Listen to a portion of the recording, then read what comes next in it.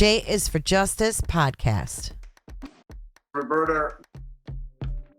Hey everyone, welcome back to J is for Justice. I am your host, Jay. Welcome to my channel. If you are new here, please consider subscribing. And if you like what you see in this video, please consider giving it a thumbs up. In my last video, we talked a little bit about inconsistencies in what the police said, what we've heard from the victims' families, versus leaks that are being released. And there was a leak released last Thursday, which was pretty monumental for the case, pretty graphic details, and I'm going to show you some clips. And you guys let me know what you think. News Nation does not name their sources. They just say sources close to the investigation. Do we trust these sources? Let me know your thoughts in the comment section below. A couple of sources with knowledge of the investigation have told News Nation some details that up until now we did not know.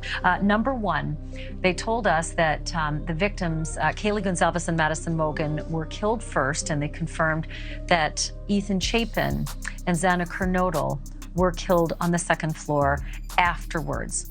And these are some of the other details that they have released. They said that Ethan Chapin was killed in the doorway of Xana Kernodle's room before the killer set upon Xana.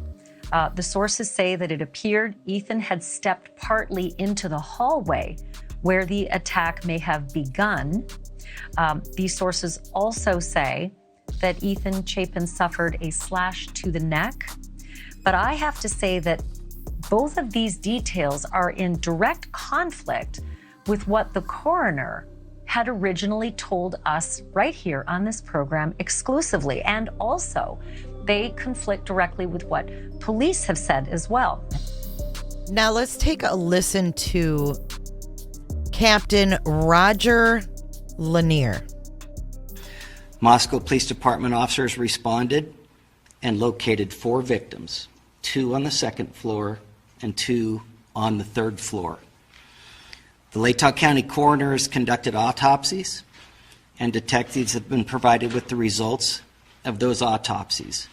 We know that the autopsies confirmed the identity of the 4 victims, determined the cause and manner of death as homicide by stabbing, and determined that it was likely all 4 victims were asleep during the attack.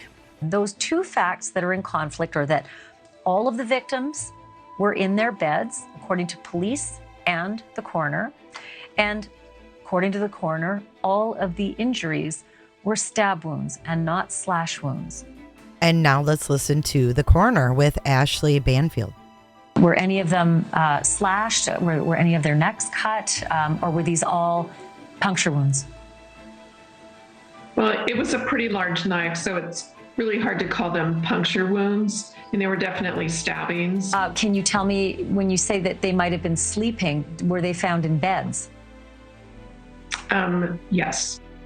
These other details that we have learned from these 2 sources, that Xana Kernodle put up a fierce fight when the attacker set upon her, repeatedly grabbing the attacker's knife, so much so that she sustained deep cuts to her fingers and that her fingers were nearly severed. Now, that does actually work in comport with what Xana's father had reported to an Arizona news outlet about what he knew. Why so many inconsistencies in this case?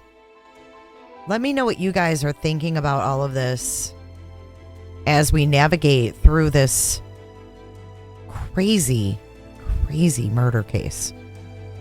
Thank you for listening and stay safe.